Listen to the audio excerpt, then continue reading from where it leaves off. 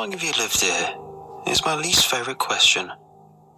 The problem is, it's so easy to ask. It seems like a pleasant way to request a bit of personal information, a starting point for categorising the person you're talking to. But it's so annoying to answer. I have to do the math every time. I graduated from college in 2010, got married a year later, lived with my grandparents-in-law for 2 years while we saved up, bought the house after that, at 7 years. No, 8. That gets us to today. Yeah, 8 years I think. And if my wife is around, she inevitably corrects me because I rounded up in the wrong place or something. Anyway, that's neither here nor there, just griping. My point is that for 8 years, we'll go with 8 for now, I've been going to the same Vietnamese restaurant on First Street at least once a week. And if it's up to me, I'll go back every week as long as I live here. In fact, any time we talk about moving, that's what gives me a twinge. Not the neighbours, not the woodsy park across the street, not the balmy weather we get for 8 months out of the year. It's Café Ngo. I'll try to explain. Banh mi is the world's greatest sandwich. Café Ngo does it like so. Bread, hoisin mayo, shredded carrot, shredded radish, glazed pork, cilantro, jalapeno, bread. If you've had one, you'll understand where I'm coming from. It's saucy, spicy, savoury, sweet. Everything you'd want in a sandwich. And it has vegetables in it. Like, more than a token amount of vegetables. Enough to make me feel good about my obsession. They pretty much know me at Café Ngo by now. I can mumble my order at sub-audible levels, and the dude, or one of his daughters, depends on who's working the counter, knows what to get for me. I leave a tip, even though it's takeout, because, frankly, I think they deserve it. Every single time I go, I'm glad I did. And if there's anyone in the city who knows that place better than I do, every scratch on the floor, every chip in the paint, every misspelled word in the menu, then they're trying awfully hard to avoid me, because I sure haven't met them. So, that should explain why I can't stop thinking about last month, the last time I went before they reopened their dining room. They were curbside only during the pandemic, like most places around here. Didn't make a lick of difference to me. The food was the same either way. I went to their website a few minutes before 11 in the morning, clicked the link to the third-party website they use for online orders, added a sandwich to my cart. I think I could do this with my eyes closed, honestly, and checked out. And a few minutes later, I was in my car and headed downtown. My food was usually ready by the time I got there, but this time I had to wait at the curb for a bit. I had already texted the number on the sign to let them know I was there, and after a minute or so, I turned off the car. I was looking at stuff on my phone, trying not to stare through the window or seem too impatient or anything. Then there was a knock on my window, and I looked up sharply because I hadn't noticed anyone coming out of the restaurant, but I'm sure I was just too absorbed in my phone. There was a person I'd never seen before, an elderly fellow, a little hunched, white hair curling out from underneath a blue baseball cap, but he was holding a brown paper bag with a receipt stapled to it, so I rolled down the window. Must have been a new employee or something.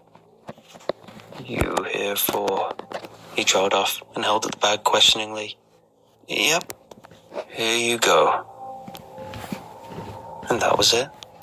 I was on my way back home with a banh mi, exactly like the hundreds of others I'd eaten since moving here. Except it wasn't. I think maybe I should have been listening to my intuition on this one. But on what grounds exactly? Yeah, I'd never seen that guy before, but it's not like I was going to run a background check on him before letting him give me takeout. And yeah, the receipt struck me as odd.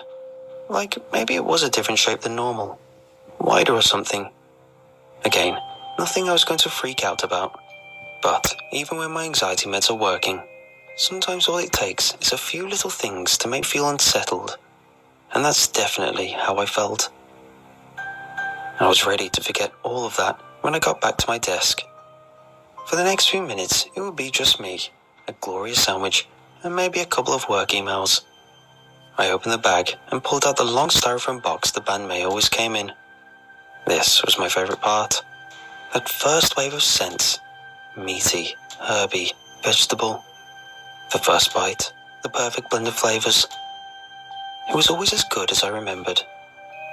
Except this time, as I opened the box, I felt a slight wave of nausea, as though I stood up too fast or had too much coffee.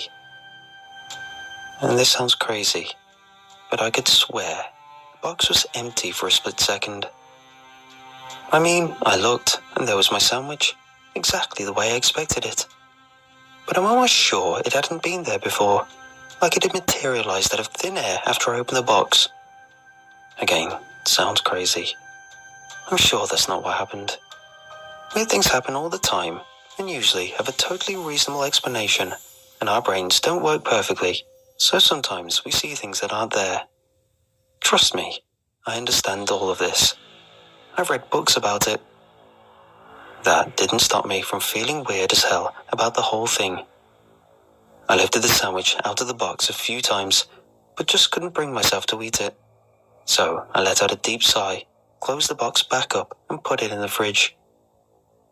Maybe after I'd calmed down a bit, my appetite would come back. That was the first and only banh mi that's ever stayed the night in my refrigerator.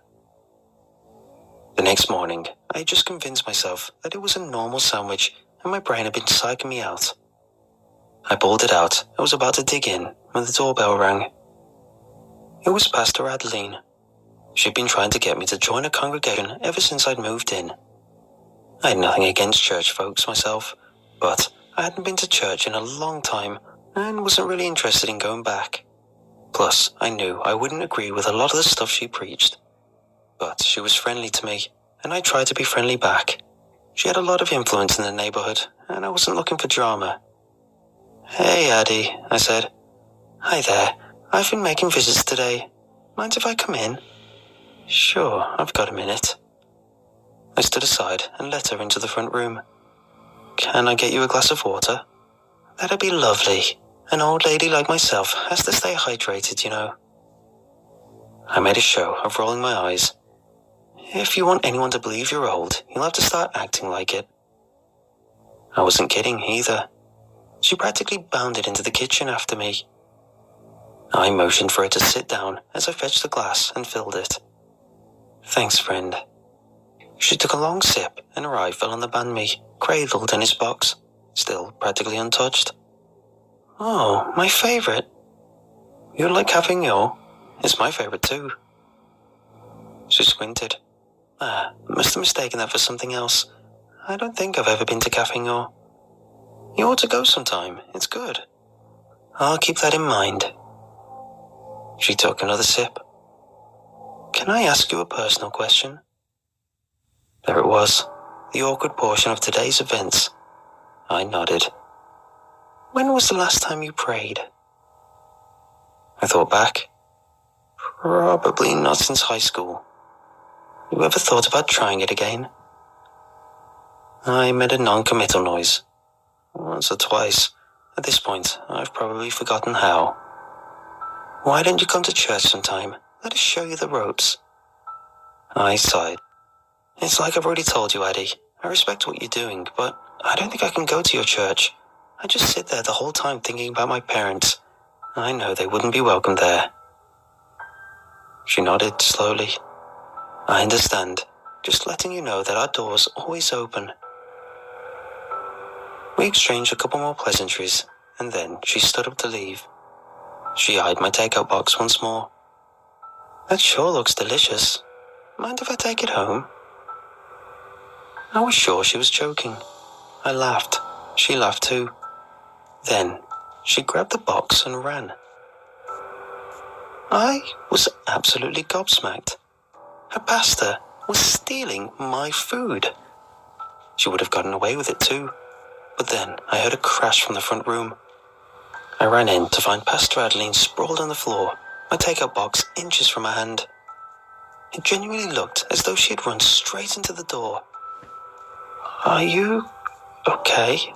I asked. After a moment, she nodded. "I think so. Then a look of profound embarrassment crossed her face. I don't know what got into me. Must be that blasted medication the doctors got me on. I extended a hand and helped her up. She was a little wobbly. I was surprised she hadn't broken a bone. I am so sorry, she said. My doctor's going to get an earful from me later. Don't worry about it, I said, but I don't think I sounded very persuasive. There was a moment of uncomfortable silence. I opened the door for her. She looked back at the banh mi briefly, then tore her gaze away and hurried herself out, muttering something about giving regards to my wife. If something had felt odd about the banh mi yesterday, it felt doubly so today. At this point, I wasn't sure I'd ever feel like eating it, but it didn't feel right to throw it away. I put it back in the fridge. My wife and I were drifting off to sleep that evening when I heard a creak from outside the bedroom. Did you hear that? I mumbled.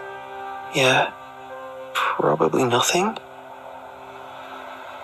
It was a little louder than a normal house settling creak, but I really wanted it to be nothing, especially on a day like this. Will you go to look? She asked. I sighed and rolled out of bed. She was working ridiculous hours at the hospital lately, so if a quick look around would help her sleep, it was for the best. Besides, it wasn't my first time investigating an odd noise, and probably wouldn't be my last. As was my custom, I grabbed the baseball bat out from under the bed and carefully, silently opened the bedroom door. Someone was standing in my kitchen. Just a silhouette in the dark, but a silhouette I thought I recognized. Short, with pudgy thighs and perpetually wire-stiff hair that pointed in all directions. Jim? The silhouette yelped and whirled around. I turned on the light. It was indeed Jim, my next-door neighbor, who I shared 1,000 cheerful greetings with, usually over the noise of a lawnmower or out the window of a car. Oh, hi there. He was in his underwear and looked a little confused. A cupboard was open at his feet. Jim? I began, then paused. How to put this? Are you rooting around in my kitchen at midnight? The answer was obviously yes, but I wasn't sure what else to say. He looked around, clearly unprepared for the situation, then chuckled so nervously it almost sounded like he was choking. I must have been sleepwalking again, he added, but I wasn't sure I believed he'd done this before. How did you get in? Front door was unlocked. Probably. I don't remember. Good Lord, was he bad at this? Go home, Jim. This isn't okay. I'm sorry. He stood there for a moment, quaking, before taking a couple of hesitant steps past me. Then he stopped. I'm so hungry. You wouldn't happen to have a sandwich I could take home? Maybe some leftovers? My heart dropped. If only this could have been a regular break-in. Eventually, I could have convinced myself that he was sleepwalking. He would have looked back and laughed. His wife would have brought a plate of cookies as an apology. But no, it had to be about that cursed banh mi. Go home, I said again, and motioned toward the front door with my baseball bat. Please, I'm so hungry. I won't survive. Then go to McDonald's. I really don't care. You broke into my house at midnight. You need to get out before I call the police. That seemed to motivate him. He walked to the door, a little slower than I would have liked, and let himself out. I locked the door behind him. It was several minutes before I heard his footsteps walking away. I didn't sleep a wink after that. The next day was like some kind of hellish nightmare. There were 3 visitors in the morning, 5 in the afternoon and evening, all people I knew, except for one, a door-to-door solar panel salesman. All asked, with varying levels of shamelessness, if I'd give them a sandwich. I knew what they meant. Several